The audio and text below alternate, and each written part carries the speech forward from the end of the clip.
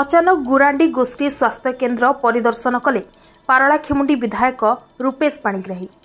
गजपति जिला गोसाणी ब्लॉक अंतर्गत गुरांडी गोष्ठी स्वास्थ्य केन्द्र को आज मंगलवार दिन प्राय 1:30 बेले हठात परिदर्शन करी मेडिकल स्थिति परखिले पारलाखेमुंडी विधायक रूपेश पाणिग्राही। ଏହି ଅବସରରେ ସେଠାରେ କିଛି ଅବ୍ୟବସ୍ଥାକୁ ଦେଖି ଅଧିକାରୀ ଏବଂ କର୍ମଚାରୀମାନଙ୍କୁ ନିଜ ଦାୟିତ୍ୱ ତୁଲାଇବା ନେଇ ତାଗିଦ କରିଥିଲେ। ଗୋଷ୍ଠୀ ସ୍ୱାସ୍ଥ୍ୟ କେନ୍ଦ୍ରର କର୍ତ୍ତୃପକ୍ଷ ସହ ଆଲୋଚନା କରିବା ସହ ରହିଥିବା ସମସ୍ୟାଗୁଡ଼ିକ ଉପରେ ଧ୍ୟାନ ଦେଇ ତାହାର ସମାଧାନ ପାଇଁ କହିଥିଲେ।